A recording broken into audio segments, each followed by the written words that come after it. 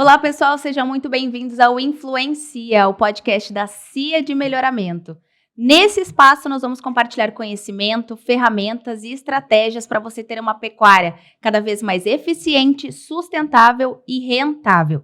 Eu sou a Vanessa Bastianello, gerente de marketing da CIA de Melhoramento, e estou muito feliz de começar essa nova jornada junto com vocês.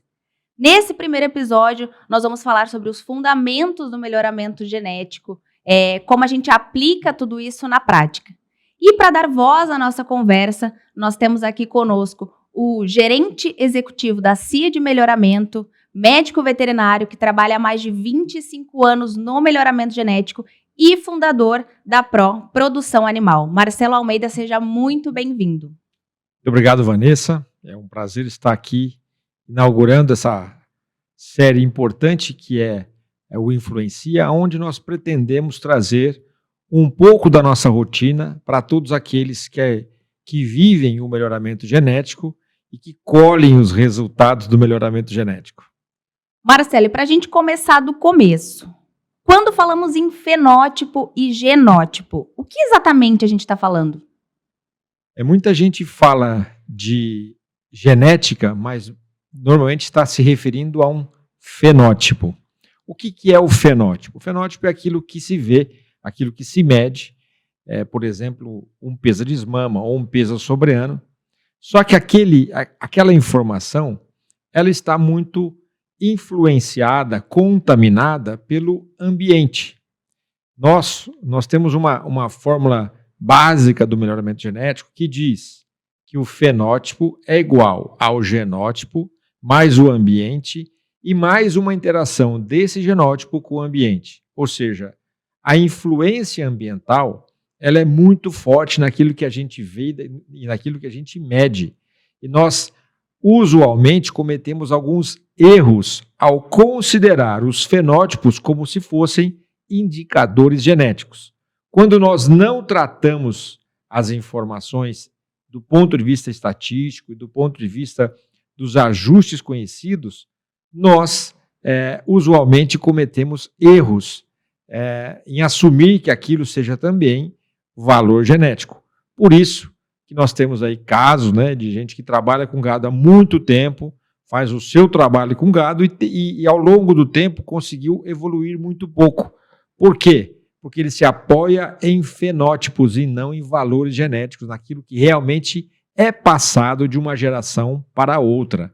Então, essa é a grande diferença de um trabalho que está fundamentado em predizer, quantificar qual que é o impacto genético que um animal tem sobre a sua progenie. Então, na prática, genótipo e fenótipo a gente não consegue visualizar sempre.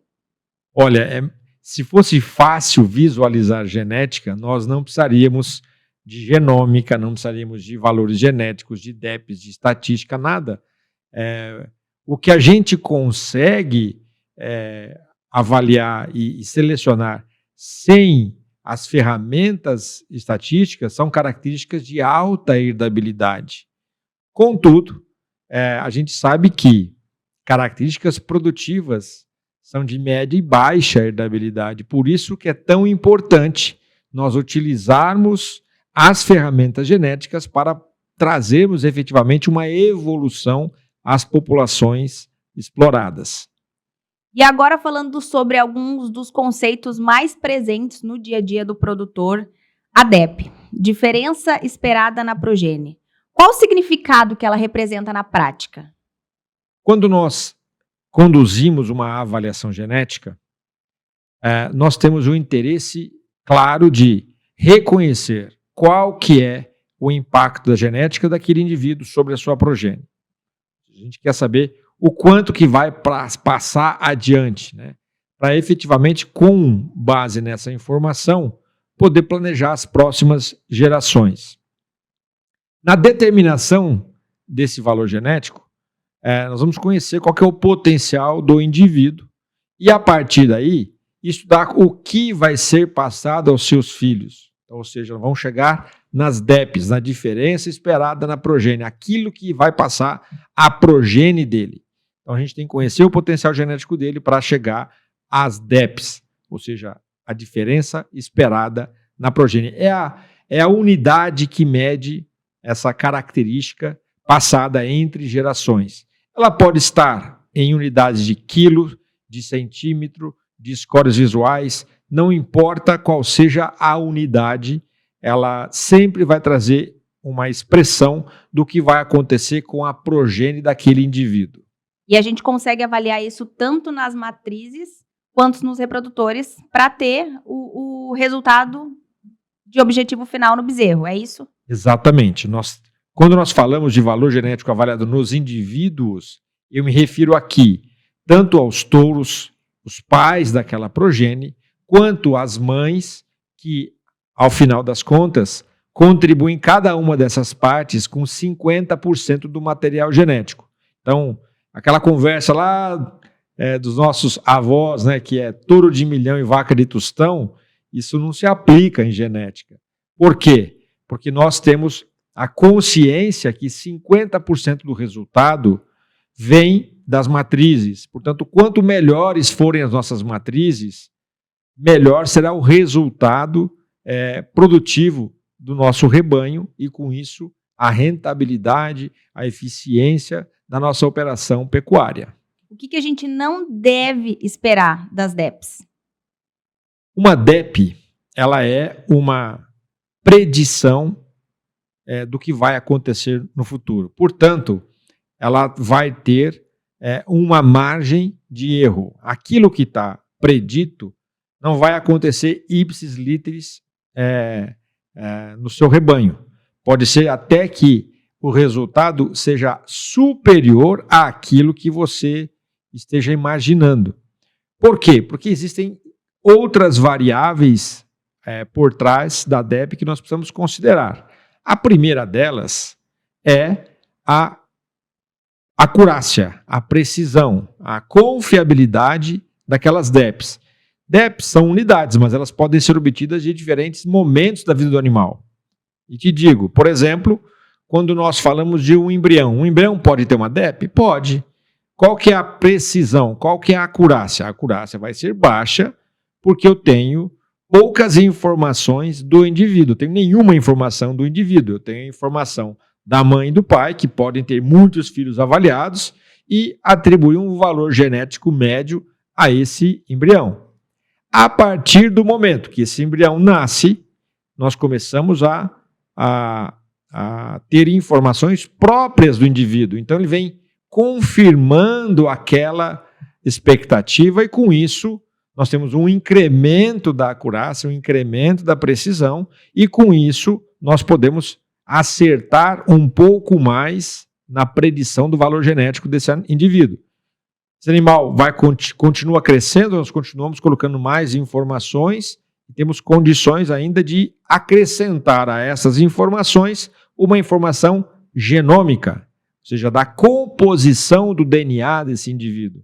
Com isso, os níveis de acurácia sobem da ordem de 50% a 60%, no caso das nossas equações de predição, e tornam um indivíduo já com uma DEP já com uma acurácia considerável, já na casa de 0,76 a 0,80, de acordo com a combinação desses fatores.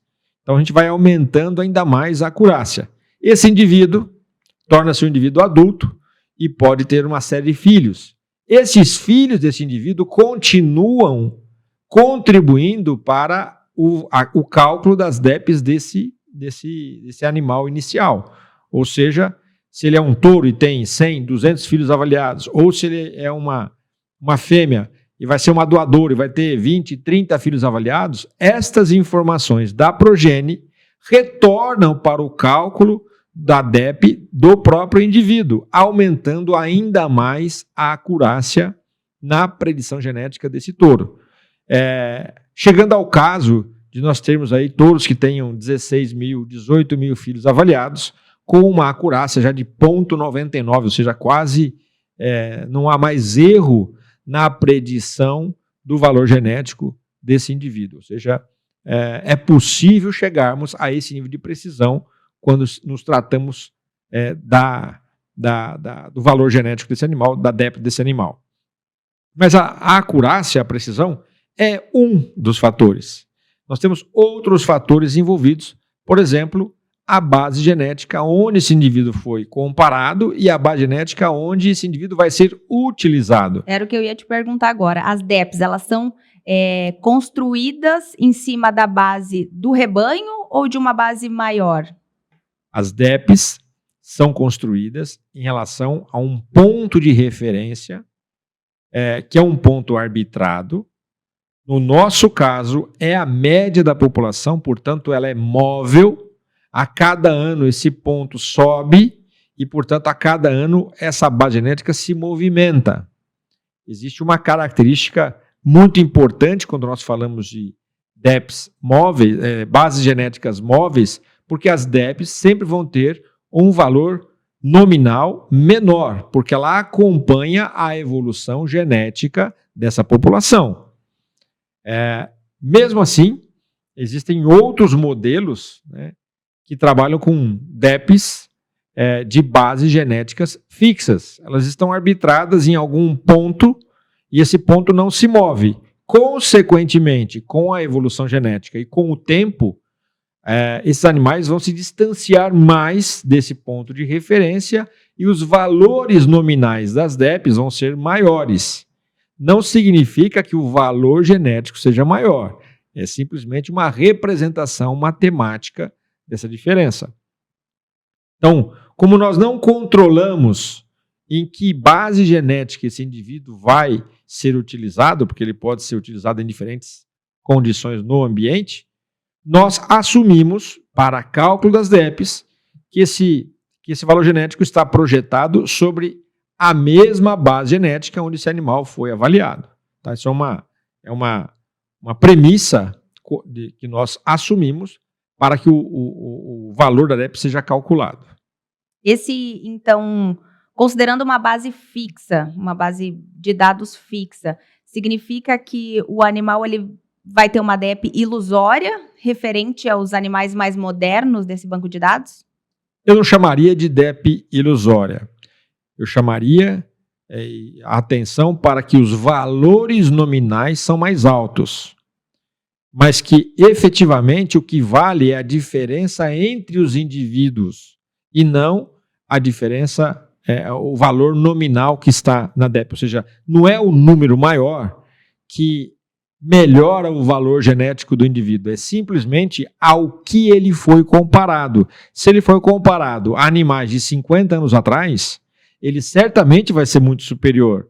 Mas quando comparados aos animais da atualidade, pode ser que essa superioridade não seja assim tão flagrante, tão nítida como os números ensaiavam nessa primeira fotografia. Então, talvez ele não seja superiormente melhorador genético, né? Ele pode ser um melhorador. O que eu chamo a atenção é que só o valor nominal da DEP não importa. A DEP é sempre uma medida relativa. Relativa a quem? À base genética e aos indivíduos que foram avaliados contemporaneamente a ele. Então, para mim, o mais importante não é a gente olhar o valor nominal da DEP, mas em que lugar na população ele se encontra. Portanto, outros indicadores como o percentil, como a DECA, são importantes para a gente se dar conta de onde esse animal se posiciona. Então não é olhar um valor e falar assim, ele é mais 40, ele é excepcional. Depende, se os melhores animais da atualidade são mais 60, ele está 20 quilos abaixo da atualidade. Então não é por aí que a gente tem que nortear as nossas escolhas. As nossas escolhas têm que ser cada vez mais criteriosas e esse talvez seja um dos motivos, né, de nós termos o Influencia no ar. É trazer todo este cenário para que os clientes e os usuários das DEPs possam cada vez mais fazer um bom uso dessa informação, que não há dúvida nenhuma, é a melhor ferramenta para se planejar o futuro das populações. Com certeza. E além das DEPs, existe a DEP-H. Qual a diferença entre elas e como que a gente consegue aplicar essa DEPH no rebanho? A diferença é matemática, o conceito matemático por trás de uma DEP tradicional e de uma DEP harmônica, ou DEPH.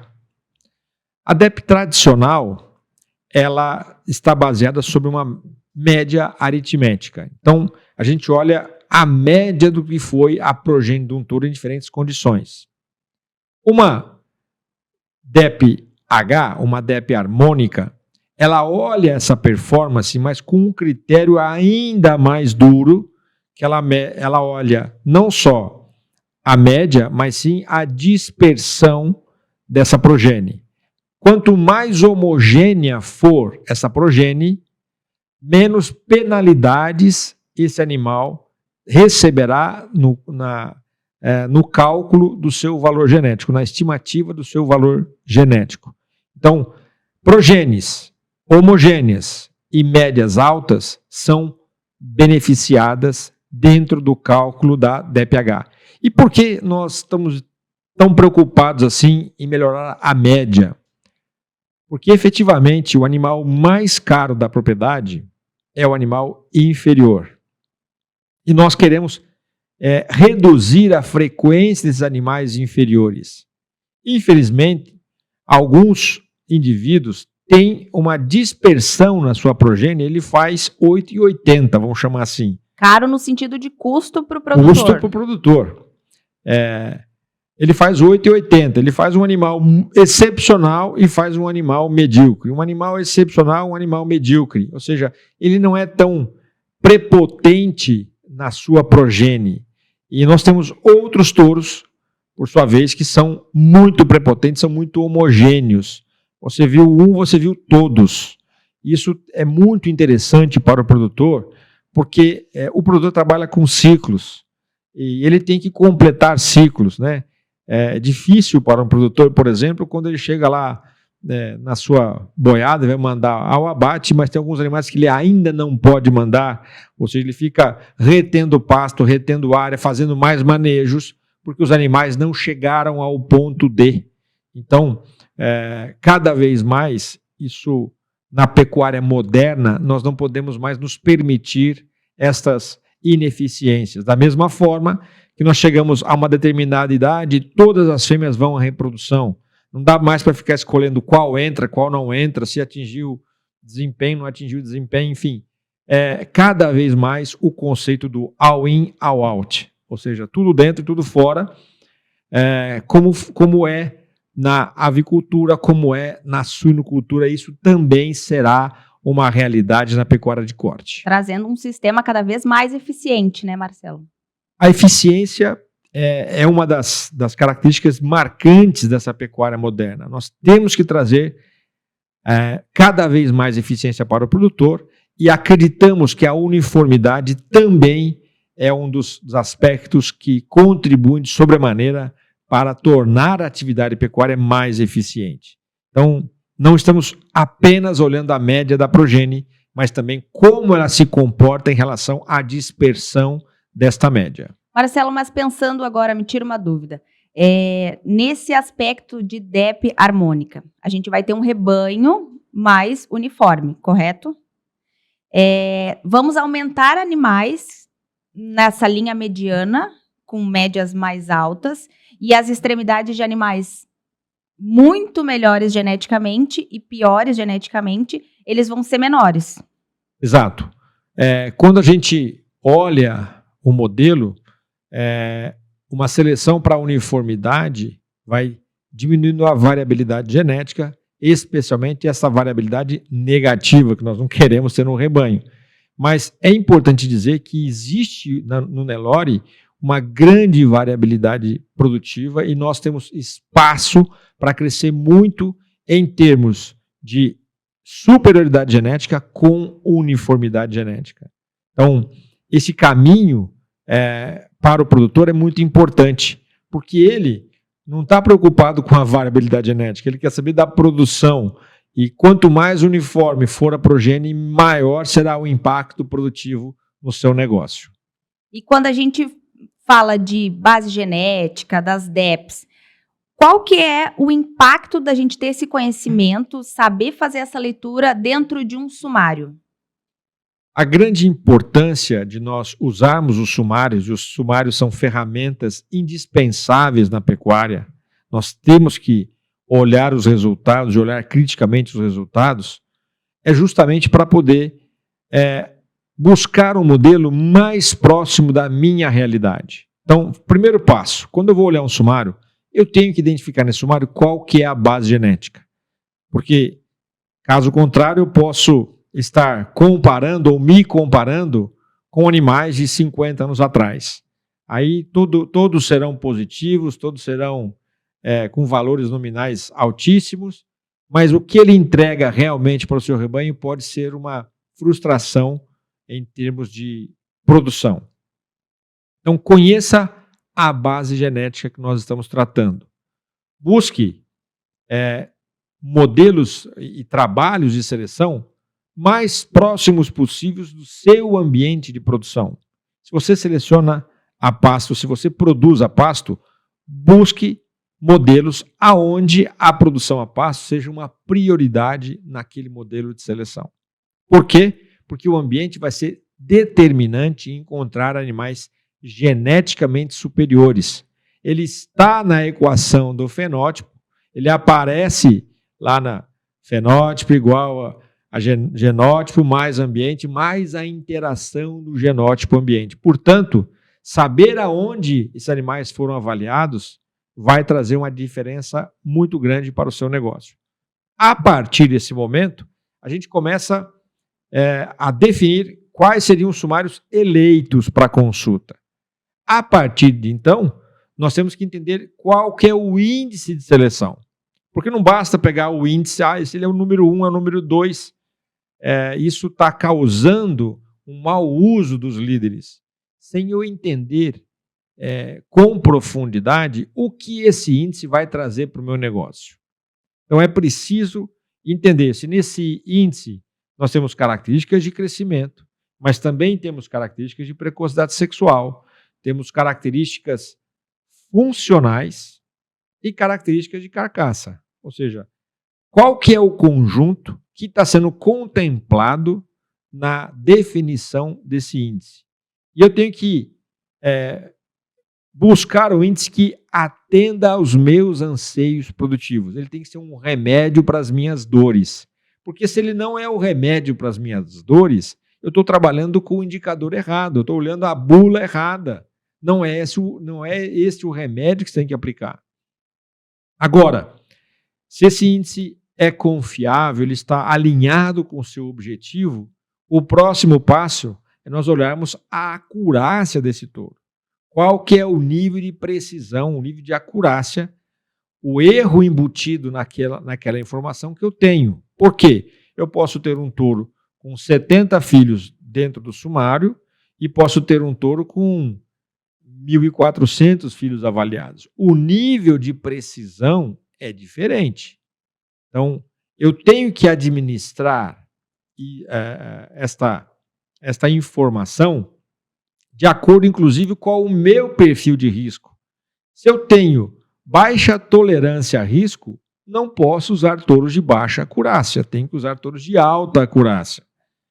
Se eu tenho avidez por risco, eu tenho como gerenciar esse risco através do uso de mais touros de menor acurácia, mas que tenham altos valores genéticos, altos índices de seleção.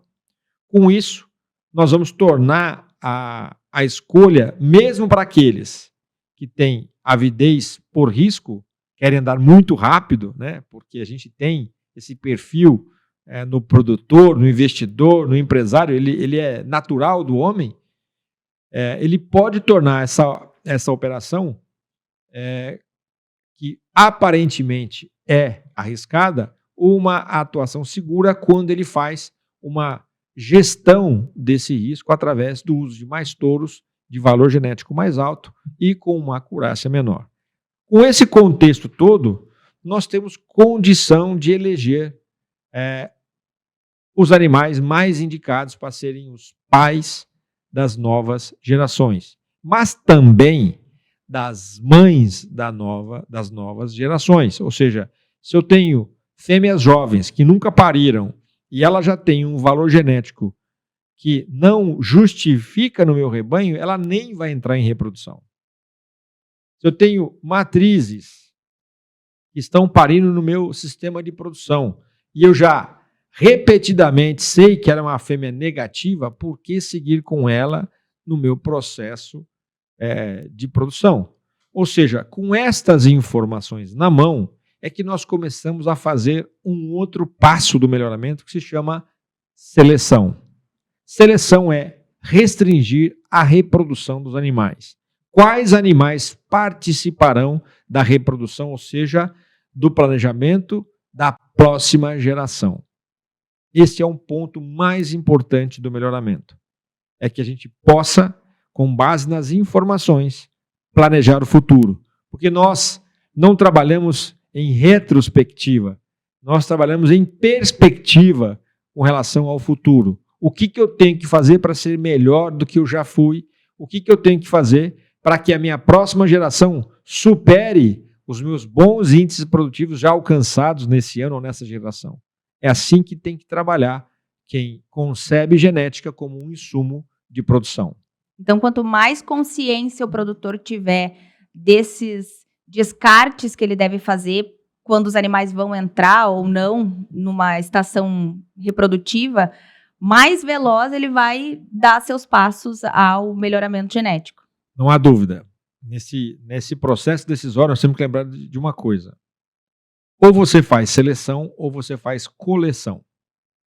Quando você coleciona, você não aperta, você não coloca critérios, você não espreme a população.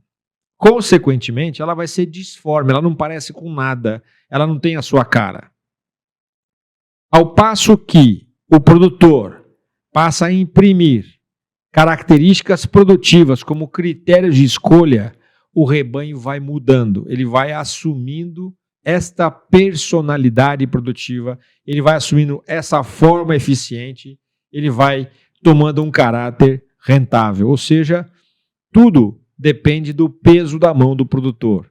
As DEPs na gaveta não servem de nada, mas as DEPs em ação são excelentes ferramentas para nós mudarmos o futuro.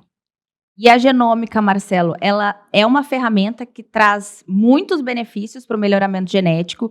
E como que ela atua principalmente na acurácia de touros jovens? Conta pra gente. A genômica, ela traz grandes contribuições. É importante nós falarmos da genômica porque ela traz, primeiro passo, ela faz uma auditoria no pedigree. Se houve algum engano ao coletar informações no processo de controle genealógico, a genômica automaticamente vai denunciar esse equívoco e vai corrigir esse equívoco na matriz de parentesco. Ou seja, se o animal 1043 não é filho do touro qualquer um que seja lá apontado, seja lá o XPTO, automaticamente a genômica vai falar: esse touro 1043, esse animal 1043 não é filho do XPTO, mas é filho do WTZ. Automaticamente, com essa correção, nós melhoramos o potencial preditivo dos modelos matemáticos. Por quê? Porque eu trabalho com uma base de matriz de parentesco correta. Não ter erros nessa matriz de parentesco me leva a tomar as melhores decisões. Esse é o primeiro aspecto e um dos grandes aspectos dessa contribuição. A segunda contribuição é que, ao longo do tempo, nós fomos fazendo correlações entre a composição do DNA do animal com determinadas características avaliadas. Ou seja, um animal que tinha musculatura tinha esse perfil genômico. O animal que tinha alta produção de leite tinha esse perfil genômico. E assim, essas associações foram sendo feitas ao longo do tempo. E ao longo do tempo, estas a presença desses determinados segmentos de DNA, que nós chamamos de marcadores moleculares, no DNA de determinado indivíduo, faz com que eu acredite mais que ele herdou os genes que vão expressar maior crescimento, maior musculatura, maior produção de leite, melhor temperamento, enfim, características que nos interessam do ponto de vista produtivo. Quando ele já tem uma comprovação que no DNA dele tem os segmentos responsáveis pela expressão dessa característica e o fenótipo desse animal também afirma que ele está nessa direção, eu passo a dar mais valor, ou seja, eu acredito mais nas DEPs daquele indivíduo. Portanto, a acurácia sobe nesse sentido, de acreditar mais, de estar mais certo que aquilo que está predito vai acontecer efetivamente com a progênie desse indivíduo. Então, a acurácia tem essa contribuição em aumentar a genômica tem essa contribuição que é aumentar a acurácia nas DEPs dos animais avaliados, especialmente nos touros jovens, porque hoje, quando nós falamos de genômica, no nosso caso, na nossa equação de predição, um animal com genômica, ele vai ter uma acurácia da ordem de 0,76 a 0,78 para o nosso índice final. Isso equivale a 23,5 produtos nascidos e avaliados, ou seja, um animal que ainda nem entrou em reprodução, eu já tenho um valor genético conhecido como se ele tivesse 23,5 filhos avaliados, tá? Só para a gente ter uma ideia de como que a gente incrementa a acurácia de um indivíduo a partir do uso da genômica. Isso faz com que a gente tenha mais confiança nos touros jovens, possa utilizar mais esses touros jovens e também menos erros, né, na avaliação genética desses indivíduos jovens. Então, existe confiabilidade quando a gente vai usar esses touros jovens como se eles já tivessem tido filhos por conta da genômica. Exatamente. E no futuro, essa confiança será ainda maior, porque nós não paramos, nós nunca interrompemos o processo de coletar mais DNA, fazer genômica e continuar tomando fenótipos, ou seja, medindo os animais. Com isso, no futuro, a gente entende que nossa precisão, nossa acurácia será ainda maior. Nós temos um projeto, chama-se Visão 2030, onde em 2030 esse indicador vai equivaler a 40 equivalentes progênies, ou seja, um animal genotipado vai ter uma acurácia equivalente a um indivíduo que tem 40 filhos avaliados. Isso é sensacional, isso é falar já em uma pecuária de precisão. Como na agricultura, nós também teremos precisão na pecuária. Estamos caminhando para isso. E só para quem não conhece, Marcelo, explica para a gente como que funciona, além de toda a rotina das fazendas de controle zootécnico, coletando identificação dos animais, dados de pesagem, entre outros, a genômica também entra nessa rotina. Todos os animais são coletados, como que funciona essa coleta? Existem algumas regras dentro do nosso programa de melhoramento, que algumas categorias necessariamente precisam ser genotipadas, e existe aquele arbítrio do produtor que vai fazendo seus investimentos e aumentando a participação genômica no seu rebanho. Então, os animais candidatos ao SEIP, ou seja, todos os animais que estão listados para receberem o certificado especial de identificação e produção, eles são automaticamente genotipados. Eles não receberão o certificado se não forem genotipados. Então, com isso, 25% da população de machos e fêmeas, todos os anos, são genotipados. Além disto, alguns produtores já enxergaram a vantagem de nós termos maior acurácia também na prova das vacas, e passam a genotipar as suas matrizes ao longo dos anos. e é bem fácil entender por que ele vai genotipar as suas fêmeas. Um acasalamento com base nos valores genéticos de uma fêmea que tem 1, 2 ou 3 produtos avaliados, ele tem um nível de erro.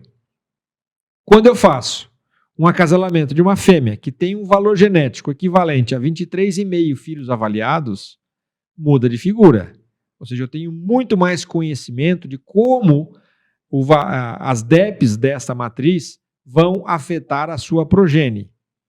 Então a gente começa a equiparar as forças, as valências, porque nos machos, pela quantidade de filhos avaliados, eu sempre tenho uma alta acurácia, mas nas fêmeas, pela baixa quantidade de filhos que elas têm avaliados ao longo da vida, nós temos uma deficiência na precisão ou na acurácia desses valores genéticos. Com a genômica, eu melhoro bastante esse efeito e tenho também matrizes já com 78%, 80% de acurácia, né?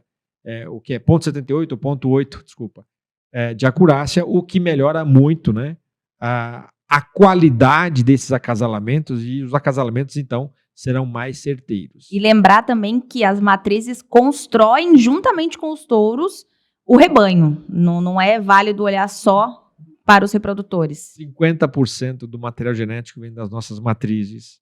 A gente vai falar e repetir isso muitas vezes para que as pessoas se deem conta de como é importante termos fêmeas superiores. E mais uma coisa importante. Quando a gente fala de valor genético de matrizes, os touros a gente acessa facilmente no mercado.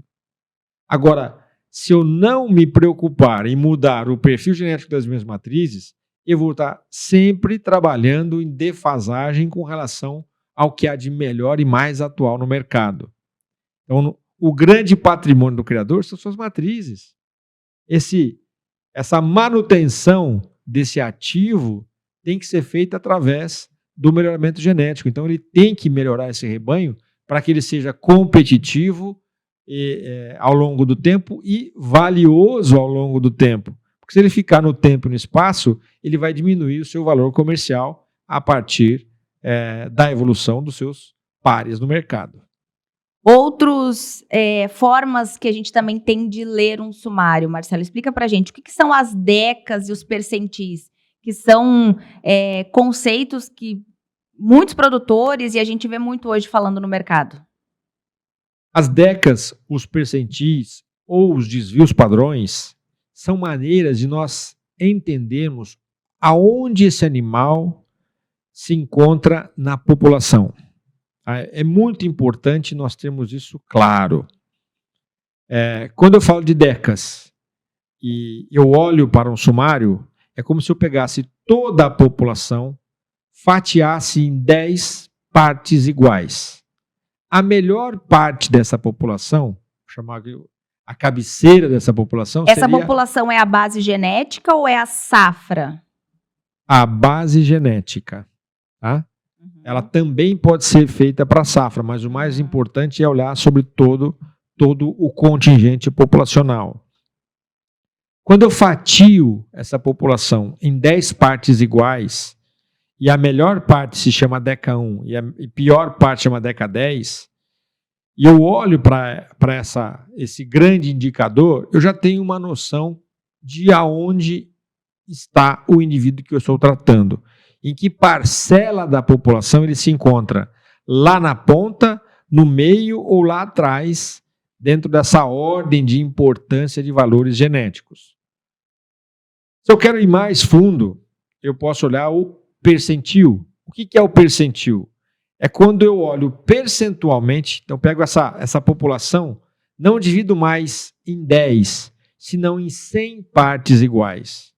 Então, se eu estou na primeira parcela dessa população, eu sou um top 1%. Estou na segunda parcela, top 2%, e assim por diante, até ser um top 10%, um top 20%, ou já tratando dos animais que já não têm mais potencial de melhoramento, animais que estão aí já próximo de 50%, ou mesmo os animais que estão aí no 100% da população, que já não é mais correto a gente chamar de top, porque já não é mais top, eles são a pior parcela da população quando se trata de percentil. Então, na prática, a gente olha olha a DEP de um animal e dentro desse animal ele vai ser classificado em alguma DEP. É isso? Ele vai ser classificado dentro da população. O valor nominal da DEP dele é uma expressão do valor genético dele. Isso equivale a um ranking, a uma posição na população. Aonde ele se encontra? Ele é cabeceira, meio, fundo, enfim. Quando a gente olha para a DECA, eu tenho uma ideia de onde ele se encontra. Quando eu olho para o percentil, esta ideia se torna ainda mais precisa. Porque, por exemplo, eu posso ter um animal que ele é DECA 1 e ele é top 5%. Ou ele pode ser top 9%. Ou seja, dentro da fatia dos 10% melhores, eu tenho dois animais que são diferentes entre si com relação ao valor genético. Um é substancialmente melhor do que o outro, né? Ele é 4 pontos percentuais melhor do que o outro, portanto, eu tenho aí uma grande diferença para essa característica ou para esse índice que eu esteja ranqueando. Se eu quero traduzir isso ainda em desvios padrões, a gente conhece os desvios padrões em relação à média e eles representam determinados pontos na população. Por exemplo, um animal que é 3 desvios padrões acima da média, ele é um top 0,1%, ou seja, a cada 1.000 animais, um vai atingir essa marca de estar aí a 3 desvios padrões acima da média.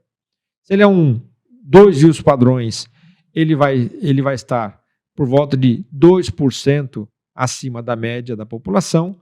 E se ele é um animal 3 desvios padrões, vai estar muito próximo aí dos 15% dos melhores animais da população. Abaixo disso daí, nós vamos caminhando, nos aproximando já da média, ou seja, dos 50% da população. Então, são maneiras de representar estatística ou matematicamente aonde esse indivíduo se encontra na população. Porque eu reforço, não se trata de olhar o valor nominal da DEP, mas sim o valor relativo à população que ele se encontra. E tem que buscar sempre o que faz sentido para dentro do rebanho de cada um. Não necessariamente um animal que é bom para o meu rebanho também vai ser bom, né, para o rebanho do vizinho, por exemplo. Nós temos que primeiro entender bem como funcionam as DEPs e depois passarmos a estudar um pouco melhor como aplicar as DEPs para conduzir melhorias no seu processo de produção. O que eu posso dizer é que o remédio para a sua dor não é o mesmo remédio para a minha dor. Eu tenho que entender primeiro o que é que dói, o que me falta no meu sistema de produção, para depois sair a buscar os remédios para esta dor. Não adianta a gente generalizar e se é o primeiro colocado, ele deve ser bom para alguma coisa. Vou colocar também dentro do meu rebanho. Existe uma possibilidade de ser mais eficiente quando eu entendo melhor quais são as minhas deficiências e corro para contornar esses problemas através das ferramentas genéticas e dos recursos genéticos disponíveis. São um conjunto de análises que devem ser feitas, né? Não se pode olhar cada conceito, cada número individualmente. Generalizar é perigoso. A gente sempre perde quando generaliza conceitos e decisões. É muito perigoso nós olharmos individualmente um valor genético. Para isso estão feitos os índices de seleção, que são maneiras mais seguras de nós tratarmos as decisões genéticas, contemplando diferentes características e cuidando para que o seu processo decisório seja mais seguro. No entanto, muita gente também se apoia demasiadamente no índice sem reconhecer quais são os pontos que ele gostaria de atacar primeiro, né, quais são as suas dores dentro do processo produtivo. Se você tem problemas de precocidade sexual, não faz sentido buscar um touro de alto crescimento para o seu sistema. Eu tenho que primeiro contornar essa característica, talvez com touros específicos para essa característica, cuidando da composição corporal e que também atendam a um objetivo geral de seleção. Porque antes de tu ter um bezerro grande, precisa nascer o bezerro, né?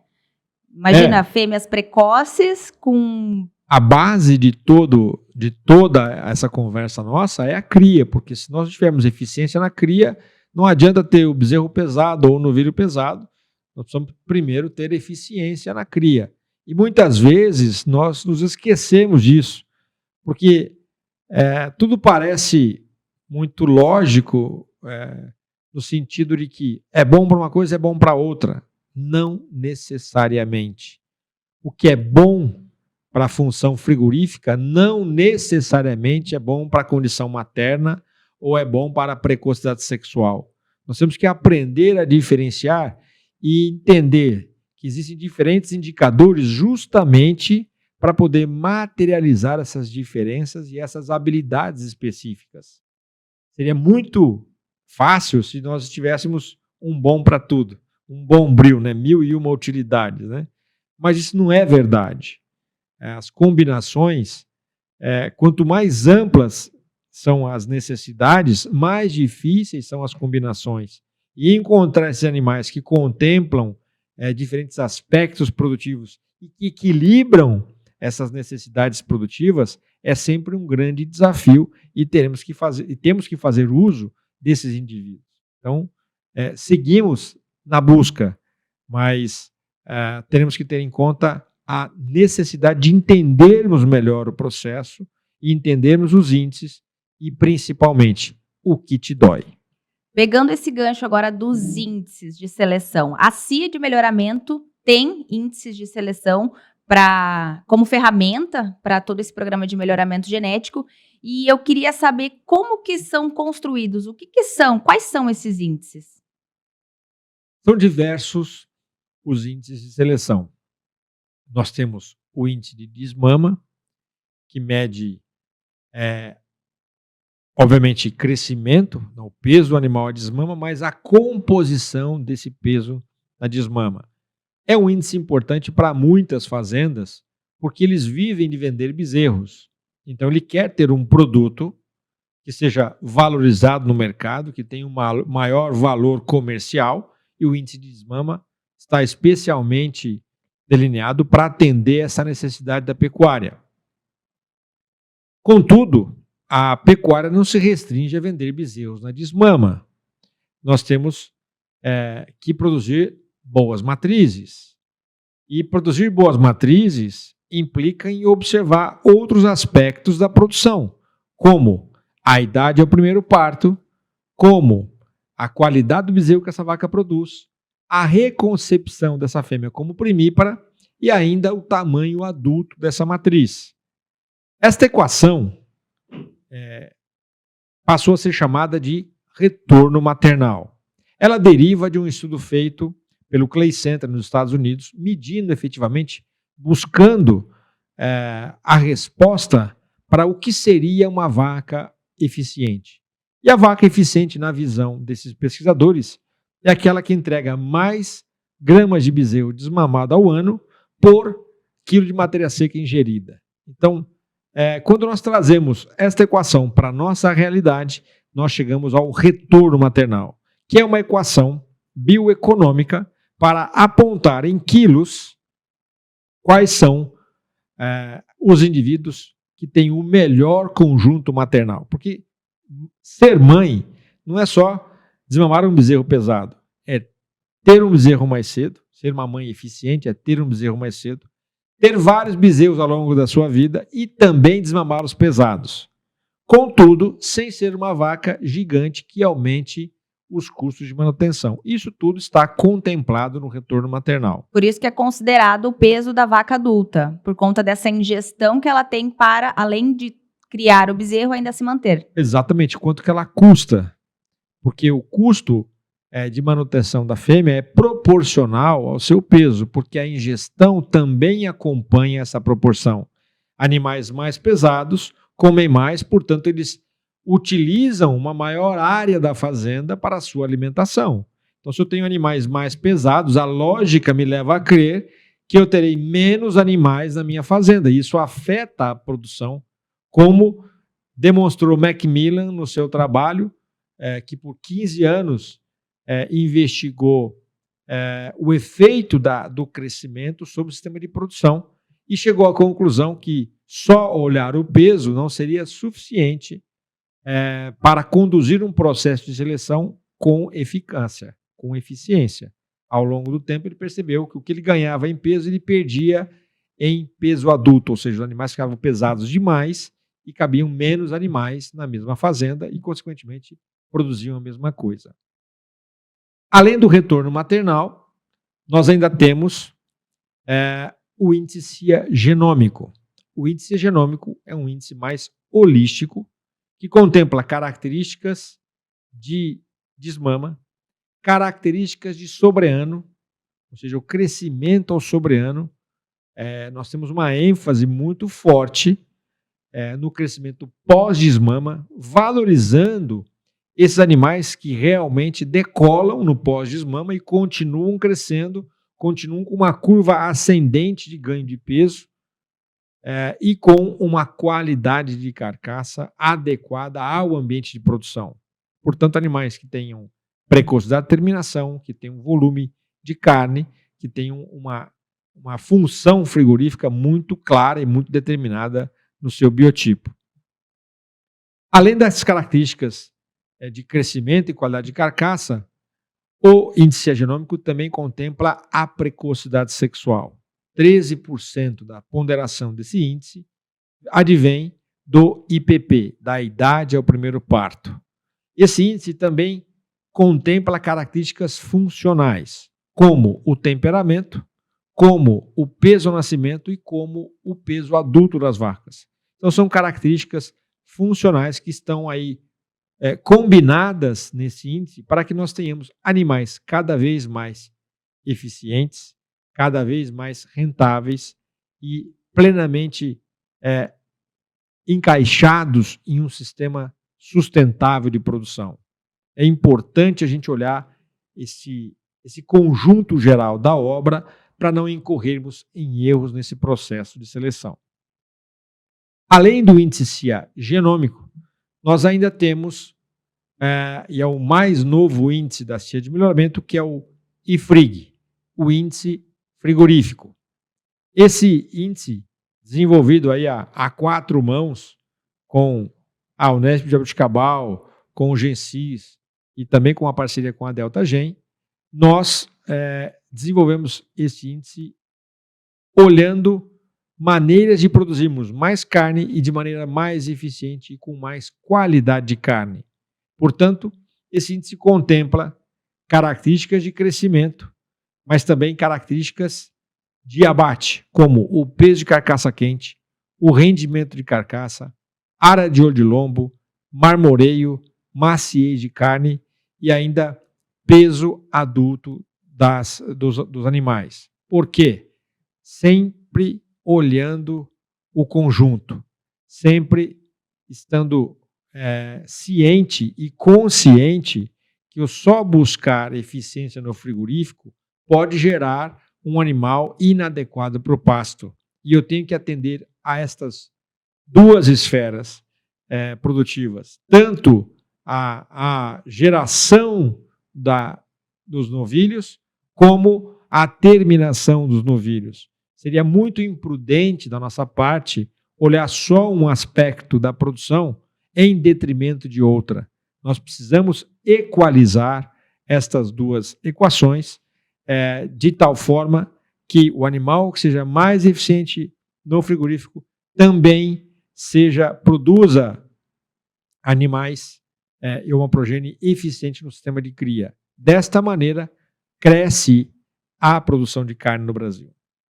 É isso aí, né, Marcelo? São vários fatores, várias análises que devem ser feitas para que a gente consiga, respeitando o tempo dos animais, mas sempre buscando uma pecuária eficiente, sustentável, rentável, porque é o que o produtor quer no final das contas. A gente costuma brincar, Vanessa, falando o seguinte: conduzir um rebanho ao longo do tempo e com tantos indicadores é como pilotar um avião. Um piloto não chega ao seu destino final olhando só a velocidade. Ele precisa olhar a altitude, ele precisa olhar o clima, ele precisa olhar se tem combustível, uma série de indicadores para que esse voo seja seguro. Como que nós, na pecuária, queremos olhar só um indicador e estarmos seguros que vamos chegar ao nosso destino? Então, nós precisamos tomar mais cuidado.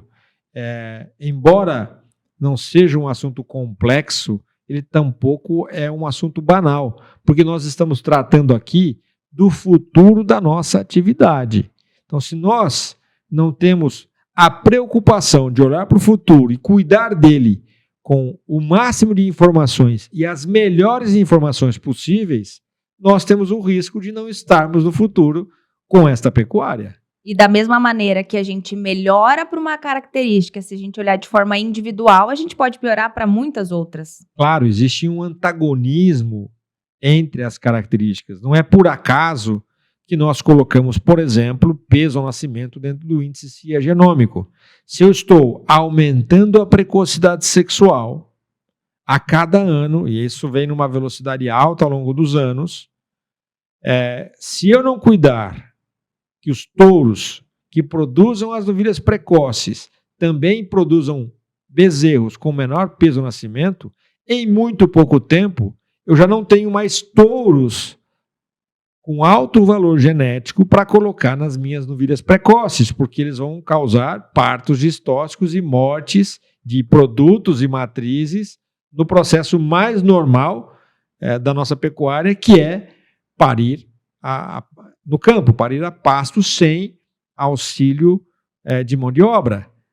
Problemas dessa natureza já destruíram algumas raças e já levaram a algumas inversões. Por exemplo, a raça Gir, que era no passado uma raça voltada para a produção de carne, perdeu a sua eficiência para outras raças mais eficientes por não ter ali no produto que nascia o vigor, por não ter na mãe o melhor aparelho mamário para esta condição de amamentação natural sem a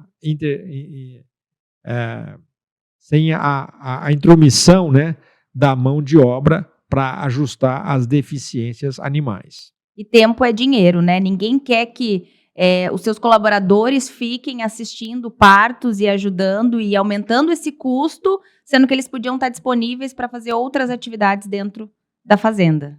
Nós temos que racionalizar mão de obra. Não se trata apenas de não estar trabalhando, mas estar trabalhando em atividades que gerem maior retorno. Então é muito mais importante nós estarmos olhando outros aspectos na produção do que simplesmente estar lá numa operação mecânica de tirar bezerro, auxiliar parto.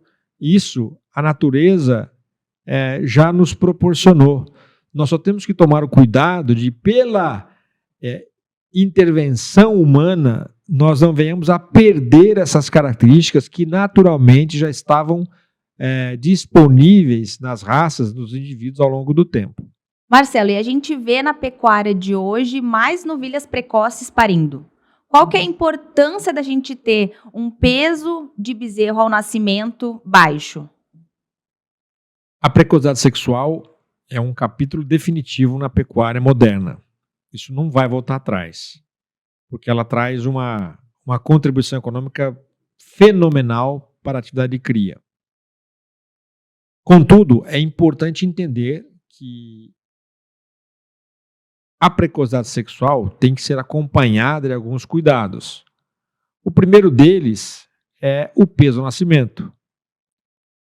Ou seja, não faz sentido nós usarmos touros que tenham alto peso ao nascimento, que venham a causar sofrimento e estresse para essas novilhas no processo de parto. Porque não se trata apenas do risco de morte do bezerro e da novilha, mas também da rejeição que pode acontecer por parte dessa fêmea, que é uma fêmea jovem, fêmea que está aprendendo hoje aos 2 anos de idade, e que pode ter afetado a sua função maternal em virtude de um parto traumático e de uma intervenção mal feita. Além do que, nós temos que cada vez mais garantir desenvolvimento dessas novilhas para que elas cheguem ao processo de parto com uma pelve adequada, com um peso adequado, para que elas não só passem pelo processo de parto, mas para que elas iniciem bem o processo de lactação. Porque parir não significa que ela solucionou o problema da pecuária. Ela tem que levantar esse bezerro, ela tem que fazer com que esse bezerro chegue bem ao ponto de desmama e mais, ela tem que reconceber. Portanto, ela tem que ter reservas orgânicas para passar por todo esse processo e ainda chegar ao final desse ciclo com um bezerro no pé e outro na barriga. Esta é a eficiência que a novilha Nelore precoce é capaz de entregar para a pecuária. Porém, nós temos que fazer a nossa parte. Nós temos que ter cada vez mais a genética que facilita o parto, mas também a genética que tem o leite na medida, que tem a melhor cobertura de gordura, que tem a melhor fertilidade para que nós possamos ter um melhor conjunto produtivo. E aí a gente volta novamente na história do retorno maternal. Olha lá o índice cuidando do futuro para a gente que possa chegar lá, contemplando diferentes características de maneira equilibrada, estudando os antagonismos que existem entre as características e equilibrando tudo isso dentro de uma pecuária mais moderna e de uma pecuária que busca efetivamente ser cada vez mais eficiente. Bom, então, se encaminhando para o final do nosso episódio, Marcelo, com base em tudo que a gente já conversou sobre os fundamentos do melhoramento genético, o que tu indica? O que é considerável e importante quando a gente olha para todos esses conceitos? Vanessa, acho que o importante é que nós tenhamos a visão do todo. Então, é importante entendermos bem o conceito das DEPs, o que elas são capazes de entregar para a gente, entender que elas são um indicador, mas não são o único indicador. As DEPs dependem ainda da natureza matemática onde ela foi construída, se ela é uma DEP tradicional ou uma DEP harmônica.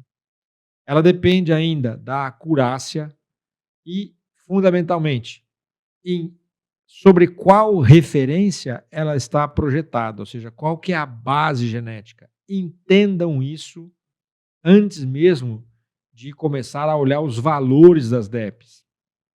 Depois de conhecidos os valores genéticos, nós vamos passar para os índices de seleção, que é a maneira pela qual nós organizamos diferentes características dentro de um propósito de seleção. Esse índice tem que estar alinhado com os seus objetivos produtivos. Ou seja, não adianta nada eu usar o número 1 se o que me entrega o número 1 não é o que eu quero no meu rebanho. Esse é um aspecto bastante importante. Um outro aspecto que nós temos que levar em conta é qual é a minha dor.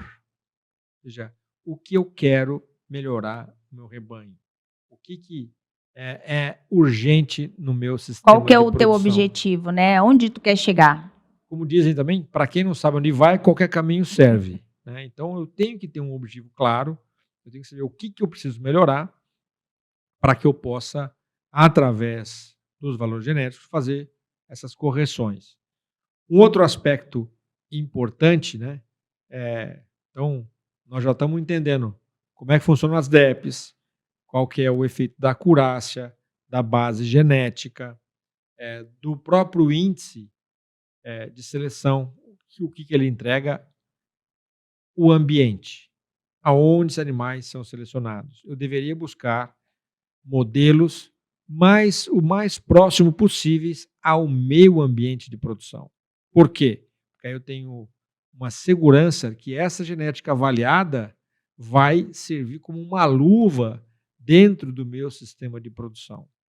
A partir disso, eu tenho que começar a entender os índices, para que eu possa, então, com essas informações, eu fui escolhendo qual que é o sumário, qual que é o índice, qual que é o perfil de uso, de acordo com o risco que tem em cada informação, e agora eu vou escolher qual o rumo, ou seja, qual a direção que eu quero seguir. E os índices vão lhe dar essa direção, para onde você quer levar o seu rebanho. Lembrando que um índice isoladamente, ele dificilmente vai te dar o melhor caminho. Mas quando eu começo a combinar as informações que vêm de diferentes índices, tal qual o piloto do avião, eu começo a ter mais segurança na condução do meu rebanho, do estágio inicial ao futuro que eu almejo para o meu negócio. Então a gente vai ajustando essa população, os recursos genéticos dessa população, de acordo com o meu objetivo no futuro. O que eu quero ser no futuro?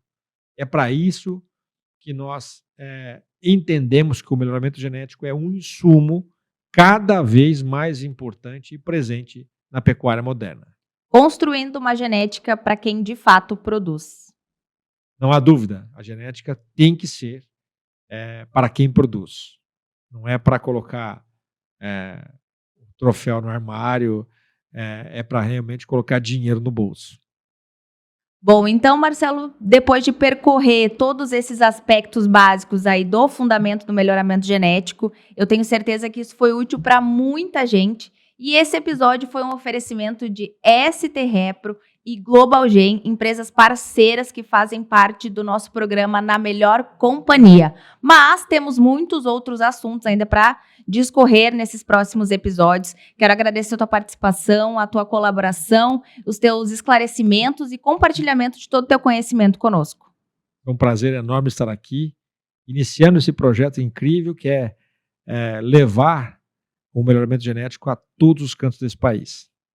E agradeço a vocês que estiveram conosco até o final. E se vocês gostaram desse episódio, continuem nos acompanhando, se inscrevam no canal e compartilhem com quem também quer uma pecuária mais eficiente, sustentável e rentável. E lembrem-se, aqui na CIA de Melhoramento, produzimos resultados para quem produz.